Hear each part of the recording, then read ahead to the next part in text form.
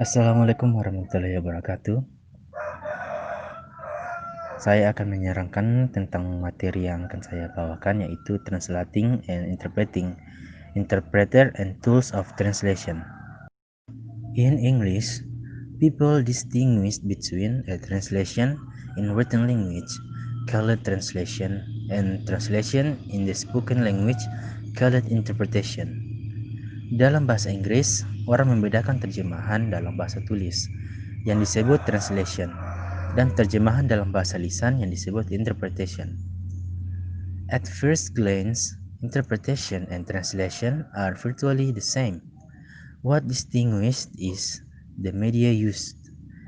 In translations, the medium used is the written text, while interpretation uses oral discourse. Dilihat sekilas, interpretasi dan terjemahan hampir sama. Yang berbeda adalah media yang digunakan. Dalam terjemahan, media yang digunakan adalah teks tulis, sedangkan interpretasi menggunakan wacana lisan. Two kinds of interpretation. Dua macam interpretasi, diantaranya itu consecutive or alternating interpretation, interpretasi konsekutif atau bergantian. Yang kedua, simultaneous interpretation atau interpretasi simultan.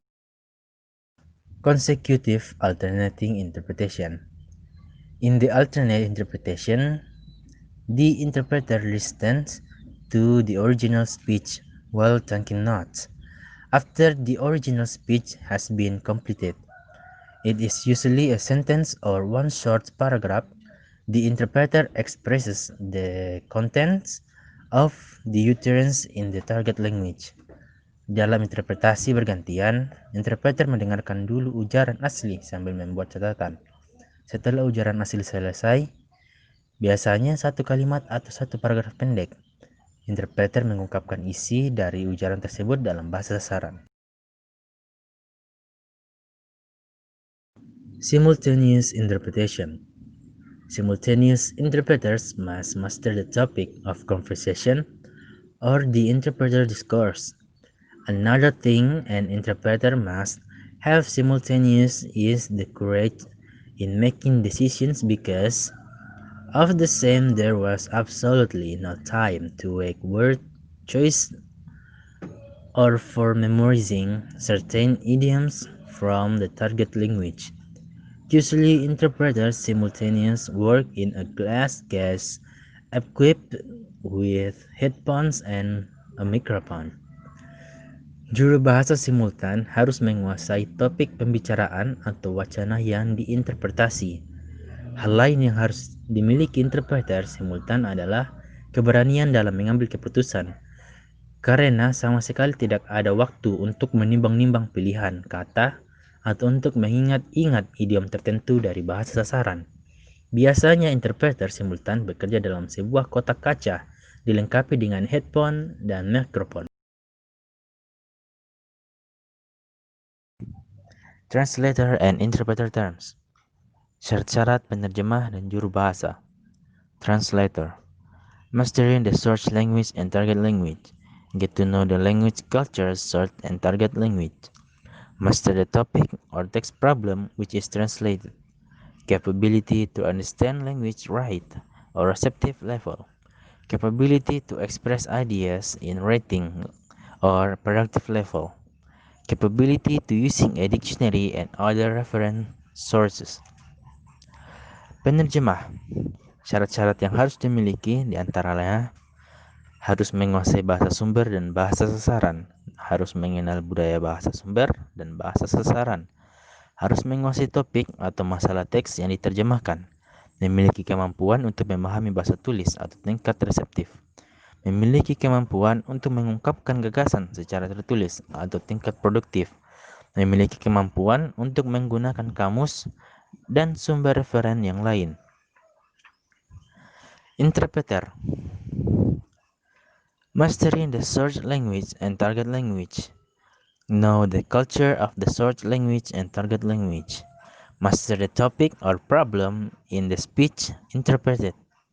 Ability to understand spoken language or receptive level. capability to express ideas online verbal or productive level, ability to listen, not and reveal content, information, and the time simultaneously, ability to pick up decision quickly or direct. Juru bahasa, syarat-syarat yang harus dimiliki diantaranya harus menguasai bahasa sumber dan bahasa sasaran, harus mengenal budaya sumber dan bahasa sasaran, harus menguasai topik atau masalah dalam wicara yang diinterpretasikan, memiliki kemampuan untuk memahami bahasa lisan atau tingkat reseptif, memiliki kemampuan untuk mengungkapkan gagasan secara lisan atau tingkat produktif, memiliki kemampuan untuk mendengarkan, mencatat, dan mengungkapkan isi informasi pada saat yang bersamaan, memiliki kemampuan untuk mengambil keputusan secara cepat atau langsung.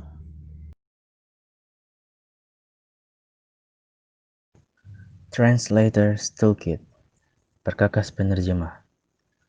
If an interpreter needs paper, pencil, headphones, and microphone, then an interpreter needs many more tools.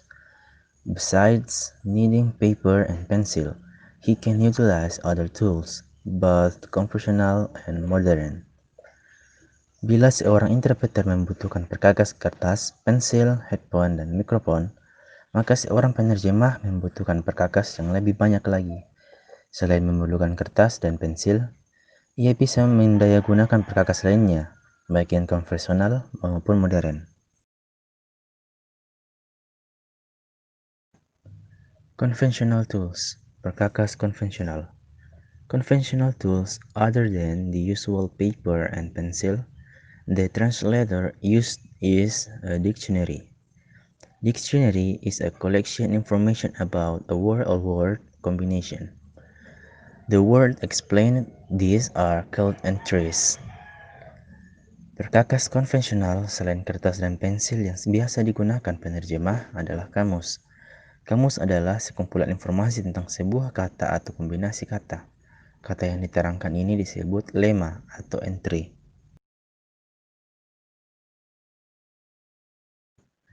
Various dictionaries atau macam-macam kamus. A. According to the language used.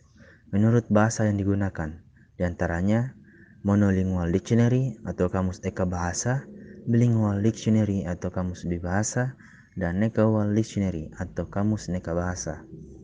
Kamus eka bahasa adalah kamus yang hanya menggunakan satu bahasa saja. Contohnya adalah Oxford Advanced Dictionary, Kamus Umum Bahasa Indonesia, Bausastra Jawa, dan lain-lain. Kamus Dwibahasa menggunakan dua bahasa, contohnya adalah Kamus Indonesia Inggris, karangan John N. Eccles dan Hasan Sadili. Sedangkan Kamus Neka Bahasa berisi padanan kata atau keterangan tentang kata lema di dalam dua bahasa atau lebih.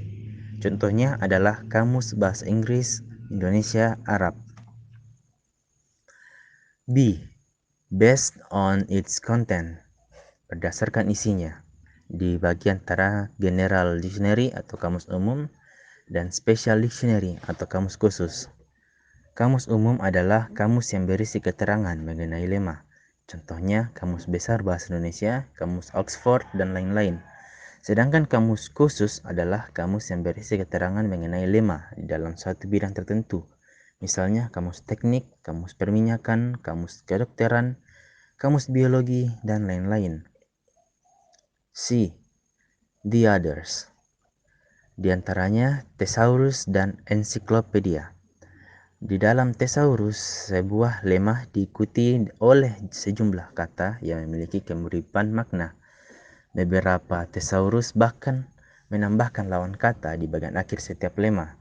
Thesaurus ini berguna untuk membantu penerjemah memilih kata-kata yang paling cocok. Ensiklopedia juga merupakan salah satu perkakas penerjemahan. Dengan bantuan ensiklopedia, seorang penerjemah bisa mendapatkan wawasan yang lebih luas, sehingga ia lebih mampu mencari padanan atau konsep yang sesuai dengan teks yang sedang dikerjakan.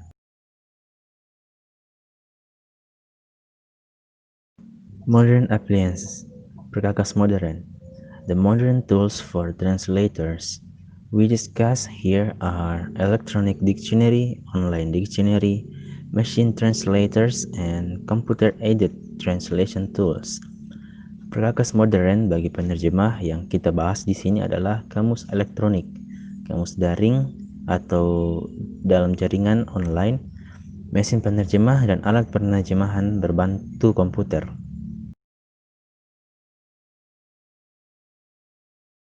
Electronic dictionary, kamus elektronik.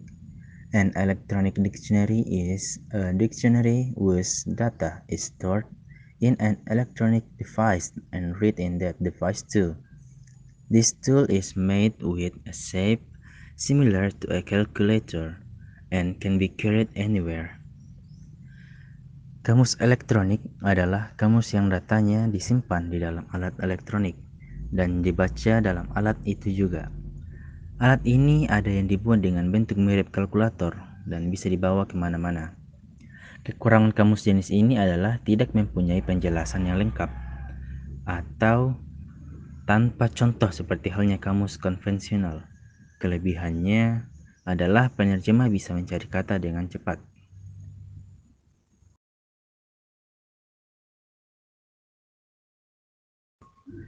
Online dictionary, kamus daring. In this internet era, translators can also leverage online research. This online dictionary is the second modern tool. Almost all dictionaries that we used to know as paper printed versions are now available on the internet, and we think this is the most practical now.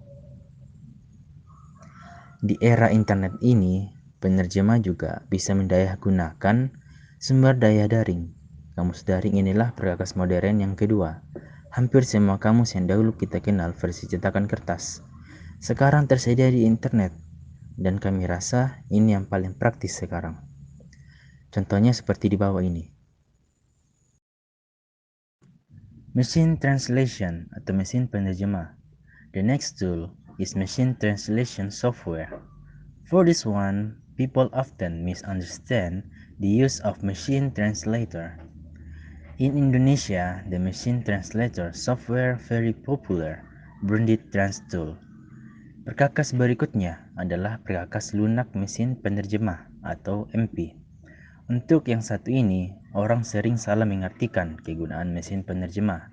Di Indonesia, perangkat lunak mesin penerjemah yang sangat populer bermerek TransTool. Dari sisi proses penerjemahan, sebenarnya ada perbedaan yang sangat jauh antara mesin penerjemah atau MP yang mengotomatiskan atau automate dan CAT tool yang membantu atau assist. Tegasnya, perbedaan antara MP dan CAT tool terletak pada siapa yang menduduki peran sentral di dalam proses penerjemahan. Jika mesin penerjemahan yang berada di tengah atau berada di peran sentral, maka yang menerjemahkan adalah mesin atau komputer. Sedangkan jika chat tool yang berada di peran sentral, yang menerjemahkan adalah manusia. I think it's enough to reach here the material that dare to explain. Kurang lebihnya mohon dimaafkan. Wabillahi taufiq wal hidayah. Wassalamualaikum warahmatullahi wabarakatuh.